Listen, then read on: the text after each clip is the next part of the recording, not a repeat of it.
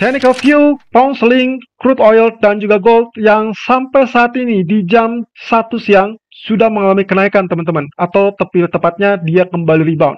Karena tadi pagi diawali dengan penurunan atau koreksi di awal sesi Asia. Oke, kita lihat terlebih dulu untuk pound sterling. Karena kemarin kita sudah lihat 61,8% ditembus, kemudian sekarang sudah berada di atas 76,4%. Oke, sekarang kita lihatnya terbalik teman-teman. Fibonacci retracement yang dari atas ke bawah kita hapus, sekarang kita ganti dengan Fibonacci retracement yang terbaru. Saya ambil dari titik ini sampai ke titik puncaknya yang 1.1487 ya. Anda bisa lihat di sini low-nya 1.0537 ke area high 1.1487. Apa yang menarik? Yang menarik adalah tetap level-level yang bisa dibilang sebagai kategori koreksi ya. Saya tandai 3 saja di sini, ada level 23,6%, 38,2% dan juga 50%. Artinya teman-teman, kalau memang ternyata penurunan tersebut tertahan maksimum di 50% atau mungkin 38,2%, maka saya anggap itu masih tetap dalam faktor koreksi, yang artinya kita bisa menyempatkan ataupun mengincar zona buy kembali di level tersebut.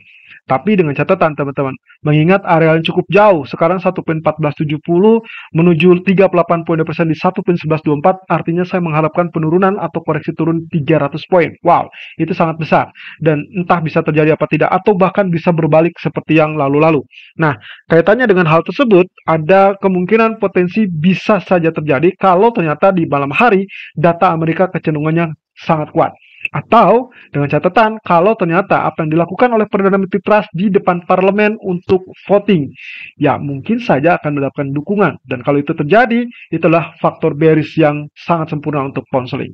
Ya, untuk jangka pendek sebetulnya memang dia mengalami koreksi turun kemudian rebound. Tapi inti utamanya adalah potensinya dia tetap dalam bullish sides ya.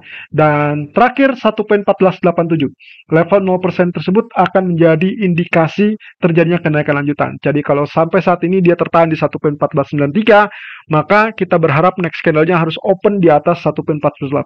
Kalau itu yang terbentuk, kita mungkin bisa melihat 1.16 dalam at least mungkin 1 atau 2 hari ke depan. Ya, bukan malam ini, karena malam ini saya pikir 1.15 saja sudah cukup bagus ya. Tapi, lagi-lagi saya juga harus mengingatkan kepada Anda potensi terburuknya. Kalau ternyata penurunan di 1 atau 2 hari ke depan menjangkau atau lebih rendah dari 61,8%, inilah yang berpotensi sebagai faktor tekanan balik. Untuk itu, berarti kalau misalkan untuk hari ini saya mengandalkan area 38,2%, saya rasa terlalu jauh. Jadi yang paling memungkinkan adalah level 23,6%. Oleh karena itu, untuk strategi hari ini kita mengincar area buy-nya di 1.1265, 1.1285 teman-teman. Relatif lebih dekat karena kita mengincarnya di 23,6% saja dengan asumsi bahwa uptrend masih cukup kuat. Jadi koreksi pun kemungkinan tidak akan mencapai 5%, tapi hanya 23,6%. Nah, masalahnya sekarang sedang berlari di 1.1460-an, bahkan kecenderungan lebih dekat dengan 1.15. Apakah kita masih tetap menanti di level tersebut? Saya pribadi kalau misalkan ditanya seperti demikian, saya akan tetap mempertahankan yang terdekat yang relatif lebih aman adalah di level 23,6%. Kalaupun misalkan saya ingin sell, sebetulnya saya punya kesempatan saat dia tembus 23,6% ini dengan potensi 38,2% di 1.1120-an. Kalau ternyata malam hari terjadi penguatan terhadap US dollar, bisa saja dia berubah arah, bukan lagi menjadi buy, menjadi sell. Lalu kemudian kalau kita lirik dari crude oil yang sampai saat ini bergerak naik, kita belum tahu apakah ini akhir dari kenaikan atau justru awal mula dari kenaikan lanjutan.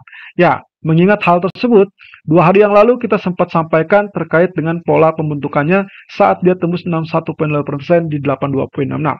Apa yang terjadi? Betul sekali. Kemarin pun dia hanya sekilas koreksinya, lalu kemudian dia tembus 84,18. Kalau Anda perhatikan dengan detail video kemarin, saya sempat sebutkan boleh follow buy saja kalau memang ternyata dia berhasil tembus dan close di atas 84,18. Apa yang terjadi? Yes, exactly. Inilah yang terjadi dan Anda sekarang sedang melihat pola kenaikan menguji area 86,64. Oke, karena level 100% lalu kemudian 61,8% sudah ditembus. Oke, berarti saya saatnya menggunakan Fibonacci yang terbalik, teman-teman. Artinya, kalau kemarin kita gunakan dari atas ke bawah, sekarang saatnya kita gunakan dari bawah ke atas dengan patokan yang terbaru dari areal 79.38 ke 86.94. Apa yang terjadi? Oke, berarti kalau misalkan ini yang terlihat, yang harusnya Anda bisa jadi areal buy ataupun alternatif buy berada di 3 level ini. 3,6%, 38,2% sampai 50%. Artinya di 85,15, 84,05 atau 83,16. Well, pilih salah satu, jangan dimasukkan ketiga-tiganya. Ya, lalu kemudian berarti kalau misalkan asumsinya adalah rumor terkait dengan OPEC, maka saya lebih berharap yang lebih safety adalah terjadinya koreksi terlebih dulu. Maksimumnya di berapa? Maksimumnya di area 38,2% yang berhimpitan dengan trendline.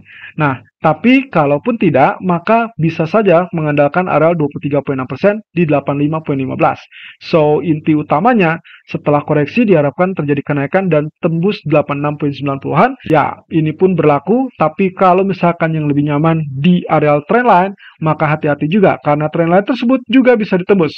Jadi, yang paling aman kalaupun Anda melakukan buy di 84, maka kemungkinan strategi stop loss-nya tempatkan di 83. Tapi kalau Anda melakukan buy di area 85, maka mau tidak mau stop loss-nya Anda cuma punya dua pilihan. Anda bisa tempatkan di 84 atau di bawah 84, yang berarti di 83. Kenapa?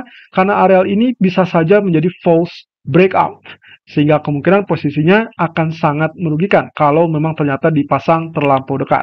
Ingat, perubahan tren baru akan terjadi kalau tembus 61,8% dari Fibonacci retracement atau saat dia tembus bagian trendline support seperti ini. Itu sebabnya kalau kita perhatikan dari skema ataupun strategi yang kita berikan tadi pagi, saya lebih berprinsip untuk melakukan buy di 84.20, 84.40. Jadi ini masih mengincar areal yang kurang lebih sama ya. Kita melihatnya di 23,6% atau di 38,2%. Saya ambil yang titik teraman 38,2%. Nah, untuk Anda tinggal tentukan sendiri apakah Anda ingin melakukan di 23,6% atau di 38,2%. Apapun yang Anda pilih tetap memiliki risiko, sehingga kami tetap menyarankan Anda menggunakan risk management, dalam hal ini stop loss yang paling mudah. Nah, fokusnya untuk OPEC, kalau memang ternyata pangkas 1 juta barrel per hari ataupun lebih, maka itu adalah bullish untuk oil. Sementara kalau misalkan di bawah atau bahkan tidak ada pemangkasan, maka oil akan turun dengan cepat. Dan terakhir kita langsung masuk ke gold, di mana potensinya semakin berjaya dia tembus sampai 1729. Ya, ini pun sama teman-teman. Kalau Anda perhatikan, kita kemarin tandai dengan 61,8% yang juga berhimpitan dengan zona trend line, lalu kemudian dia berhasil tembus dan dia lanjutkan kenaikan. Kemarin juga kita sempat sebutkan, kalaupun Anda ingin melakukan buy, yang terbaru adalah update-nya di sore hari kemarin, kami menyarankan di level 1700-an. Ya, karena kita perkirakan penurunan kemungkinan di kisaran 1698 sampai 1700-an. Apa yang terjadi?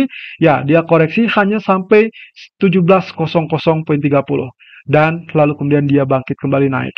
Nah, sekarang kalau dengan cara seperti ini, maka kalaupun misalkan saya rubah strategi ataupun Fibonacci retracement-nya, Anda bisa lihat di sini, 61,8%, 1688. Kalau saya hapus, saya kemudian cari atau bentuk lagi Fibonacci retracement yang terbaru. Misalkan saya ambil dari titik terendah, maka tetap menunjukkan area 1685, 1688 adalah musuh besar bagi bullish. Artinya, kalau memang ternyata terjadi penurunan sepanjang tidak menembus 1685, Anda masih boleh atau diperkenankan untuk melakukan buy. Artinya seperti demikian teman-teman. Ini koreksi, diharapkan seperti itu, maksimal di area tersebut, lalu kemudian diharapkan rebound. Ini berarti strong demand atau potential strong demand atau potential good demand kemungkinan munculnya adalah di area 1685, 1688. Sayangnya kemarin tidak sampai, tapi second opinion, second strategi di 1700 harusnya kena, dan kita sudah sempat memperkirakan 1729 ataupun 31 ya.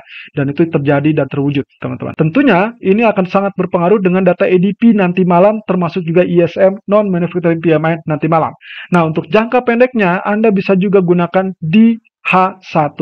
Ya, kalau misalkan lihat H1 teman-teman, Anda bisa lakukan seperti demikian. Saya ambil titik terendahnya di sini. Ini juga memiliki area yang sama. Jadi di sini pun tetap patokannya lah 1686.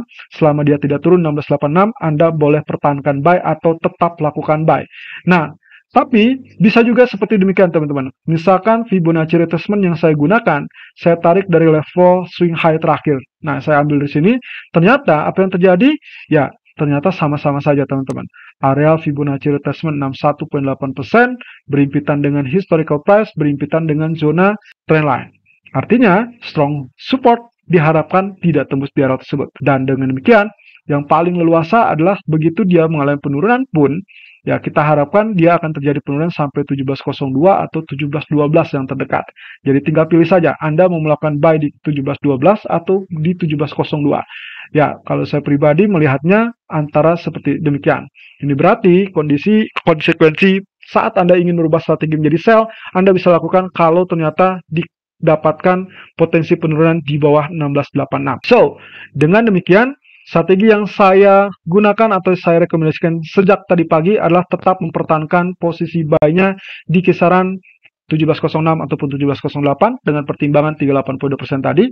Kemudian targetnya 17.14 dan 17.20. Kenapa saya tidak pasang target di 17.30? Ya, karena itu terlampau dekat. Dan juga kenapa tidak saya lakukan buy 17.25? Karena areal tersebut terlampau dekat dengan historical price atau historical high. Dan stop loss saya gunakan 1.700 karena dengan intimidasi areal support trendline, Anda bisa lihat di sini, bahkan saat dia tembus 1694 pun itu adalah kode ataupun tanda-tanda dia mungkin saja bisa terjadi penurunan lebih dalam. Saya pribadi lebih prefer berhati-hati untuk nanti malam ADP, jadi saya akan skip terlebih dulu untuk strategi pagi ini. Anda boleh melakukan sell selama dia tidak tembus 17.30, 17.34. Itu berarti kalaupun Anda melakukan sell di 17.29, 17.30, stop lossnya sebaiknya di 17.34 atau di atas 17.34 teman-teman. Dan ingat, ini adalah strategi jangka pendek, jadi kalaupun misalkan kita asumsikan ini adalah ya polanya cenderung double top, bisa saja terjadi, lalu kemudian dia rejection untuk mengalami penurunan. Dengan harapan asumsinya tembus 17.17, mengejar ke 17.10 atau bahkan ke 17.02. Nah, tapi yang paling ideal adalah yang seperti digambarkan tadi pagi.